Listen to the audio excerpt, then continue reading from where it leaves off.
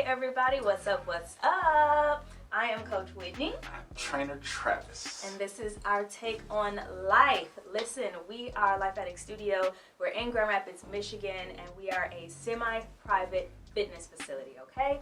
We help high performers live their most active, energetic, and vibrant lives by simplifying healthy living, right? Because it's a little bit challenging. We don't want to be doing it alone.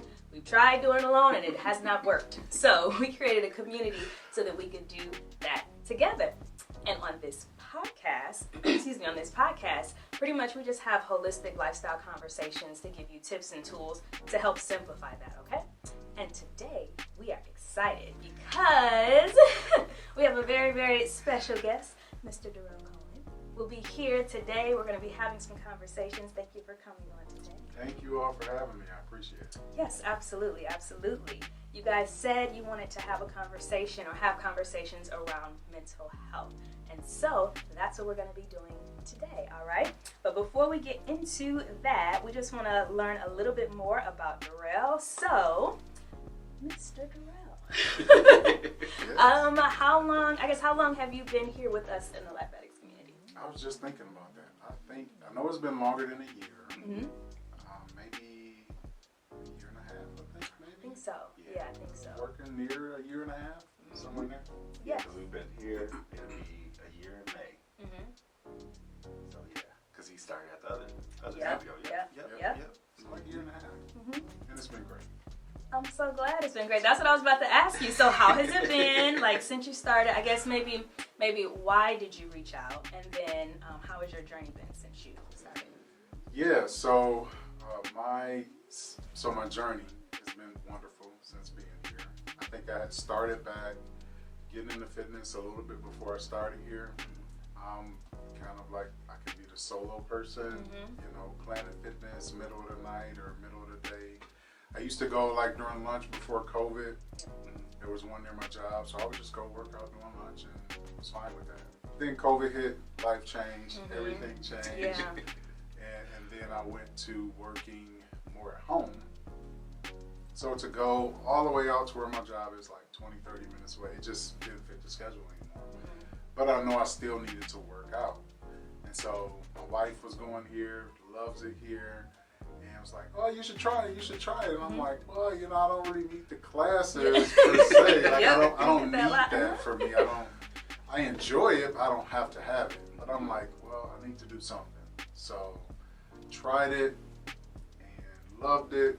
Travis, great job training. Community is great. Smaller classes, but you can still do whatever you need to do as far as how you're comfortable working out. So yeah, I'll stop there. No, that's good. I can go on and on, but I'll stop there. No, that's good because I actually want, if you don't mind, if we need to cut this out, we can. But if you don't mind, can you just tell us about? I know you had some health concerns and stuff like that, and how did you navigate with working out here? How did we help you with that and all that good stuff? Sure. So I'm trying to think. I think it was 2018. So before 2018, I was a high school ref. Long before that, I actually taught fitness classes. So comfortable working out and creating my own kind of I workout. don't think I knew that about you. Really? I did Discovery Call. Okay. You I was like, you used to teach fitness. Yeah, so Okay. I used to teach for actually Parks and Recs Grand Rapids. I did some classes for them and had my APA certification and all of that. That's what's up. And transitioned from that into refereeing. So I ref high school sports, basketball, football. And in 2018, every year I go get a physical as part of my normal routine. They found some abnormal, with my EKG. And so they sent me for more detailed testing. It was weird because first time ever having weird results with EKG. So I'm on my way to the more detailed EKG and test, and I passed out at the wheel. Had no idea what was going on. Never had any health challenges like that before, and so thank God nothing happened crazy. Got through that fine, got to the hospital, and in the diagnosis they said, well, you have cardiomyopathy. I'm like, well, what is cardiomyopathy? So I learned what that is. Basically, one of the chambers of my heart not pumping in sync and not pumping strong enough. So the ejection fracture of how much blood your heart is supposed to push out with every pump, man, was lower than normal. So with that, now I have a pacemaker in and a defibrillator in one, and that kind of regulates my heart and keeps everything working right. But with that, I can't work out like I normally worked out. Athlete in high school, so I'm used to going hard, used to lifting heavy, all of that, and now I can't do that. So this is great for me, being a Life Addicts, because I got a coach that can monitor that and that can customize workouts around that and help me to not go overboard. So that's been great. I don't know if that answered. No, that was good. Because I just want to let people know too, like it's been fun, definitely working with Duriel. Because good thing that at Life Addicts we have a lot of doctors and stuff. So even some of the parts that I didn't know, I just would ask Mrs. Ward, and she would ask the people that she knows, and that's kind of what helped. Because I know you told me that you didn't have PT, and everything that I learned, you were supposed to have PT. But learning like what they did in PT and stuff like that helped me to understand, okay, if we're up too much, let's have you sit down. That will help bring the heart rate down. And it's just been fun to just see the progress, to see like what really works, how to adjust just enough to where that heart rate don't go past 130. So it's been good. It's been real good. It has, and I'll tell you and we're fair. We don't have any favoritism or anything like that.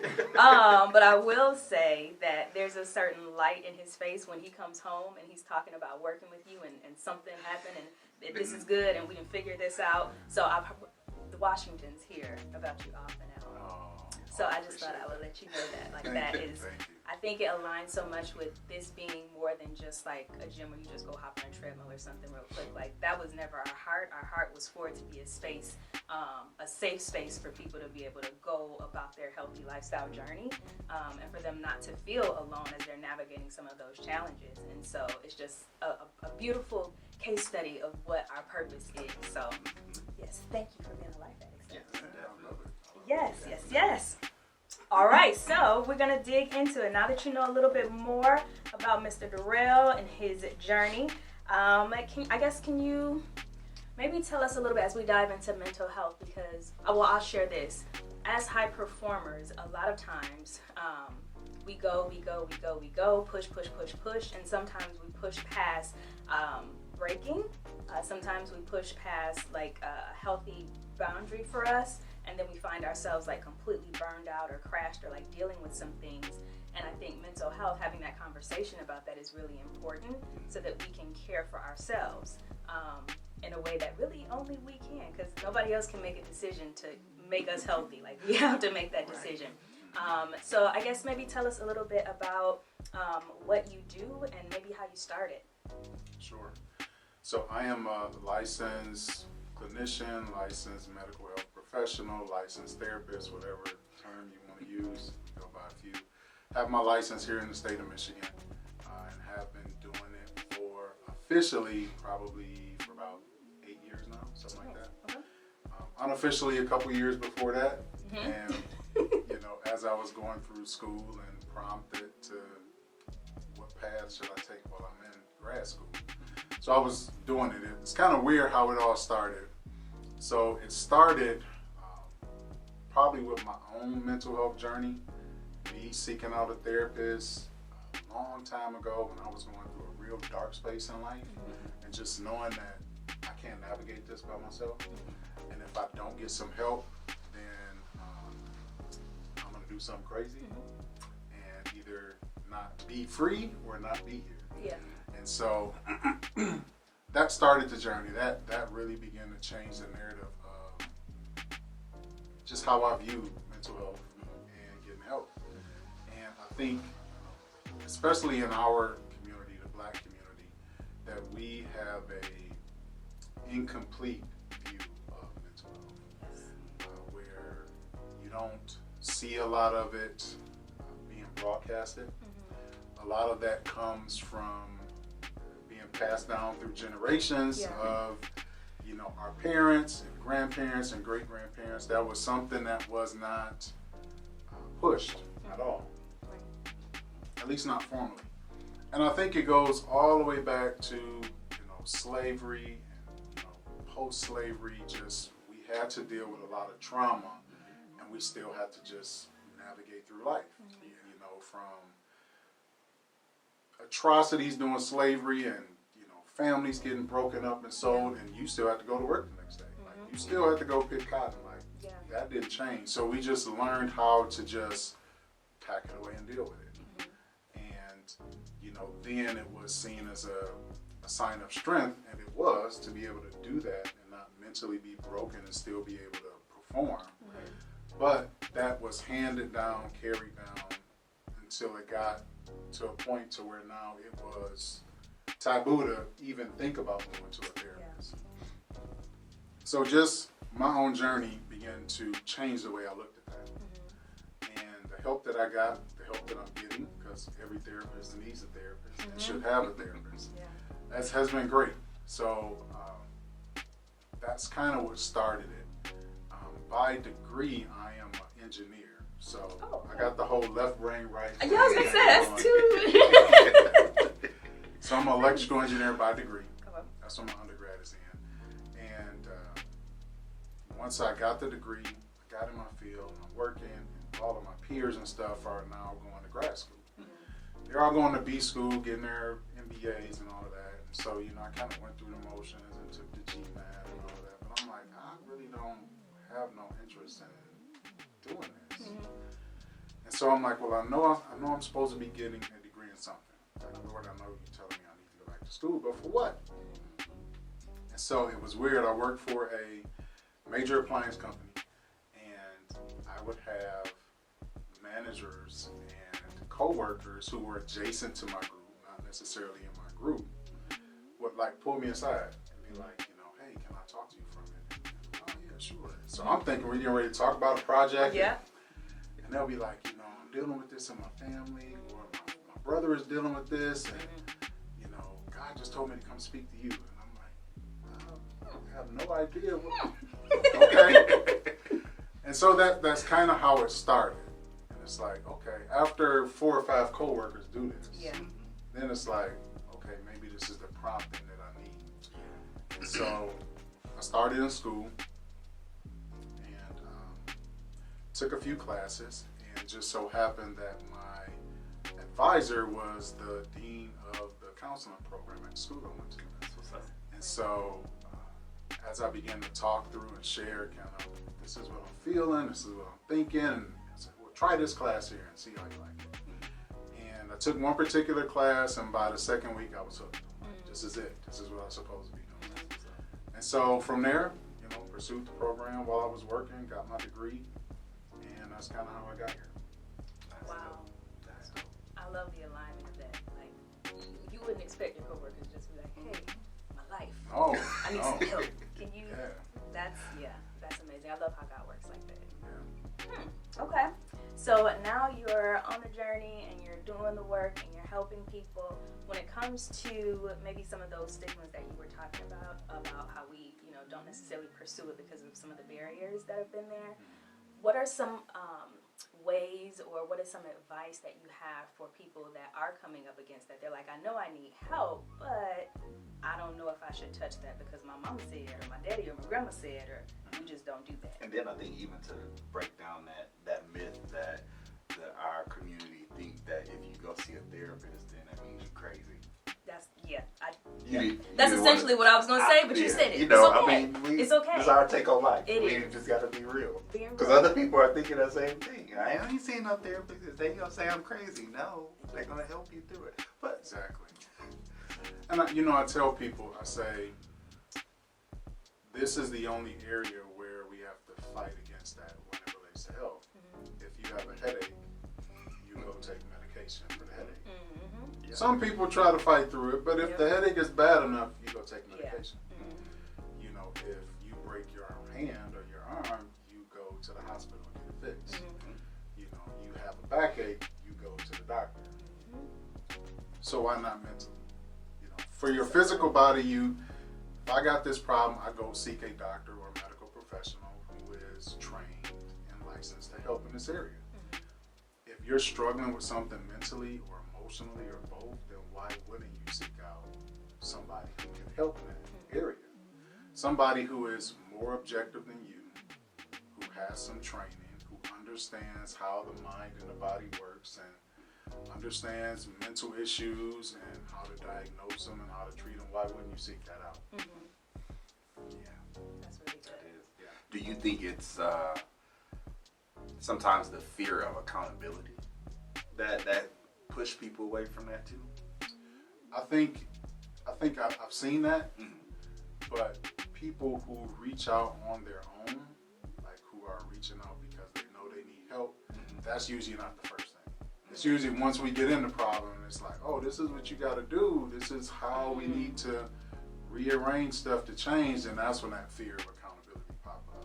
Okay. Or if it's court mandated, something like that, then it's like, well, I'm not telling you my business. You ain't gonna tell me. Right. And a lot of it depends on personality and fit too. Just like you have a doctor that you like because you gel in a certain way. Yeah. It's the same way with clinicians. Yeah.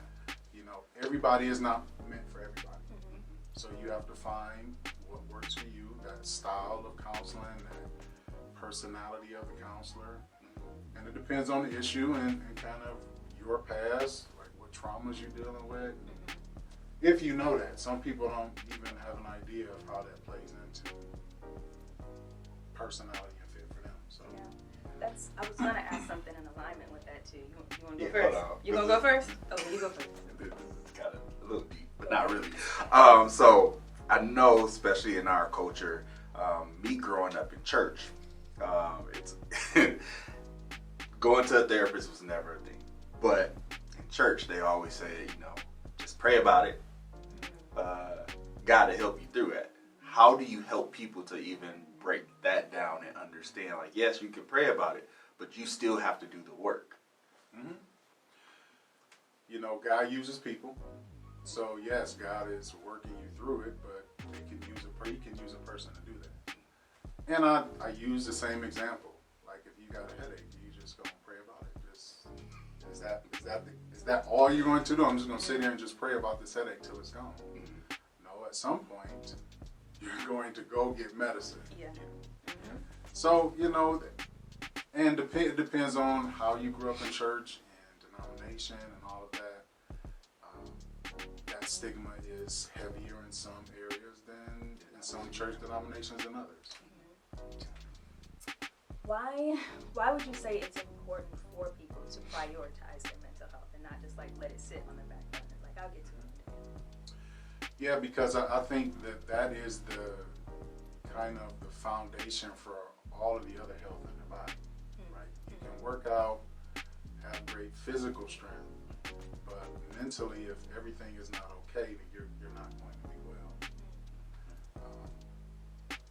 And again, once people start, usually a lot of people, they're like, this is totally different than what I thought.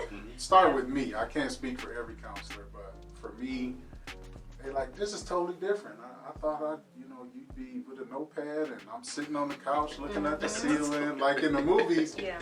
And it doesn't always look like that. Yeah. But I'll just say that if the mind is not right, then the body is not going to be right either. And life is not going to be right. Because it paints how you view, how you perceive everything, how you interpret everything. So if the mental health is off, the rest of life is going to be off. That's good. Y'all heard that? Y'all taking notes? I hope you're taking notes because that was really good. If you didn't, rewind it and then catch up with the replay, okay? All right, so. I know. Why does it got music on right now? I don't know. It's lunchtime. What is going on? Maybe it'll go on. I'm like, I got two more questions. I saw him carrying boxes and stuff. So. Oh. Let's see if it is just for a second. I'm going to just keep it rolling. Okay. Be right back. That's cool. I only had two more questions. Going good so far? Yeah, it's good. Good? Okay, cool beans. Cool beans. Oh, you got a lot to do today. We're going to see Stomp tonight. We're taking Deuce and one of his friends to see Stomp tonight. So that's really it. That's awesome. Yeah. That's I think good. I'm good until I go pick him up Okay. about 2:45 is usually when I leave.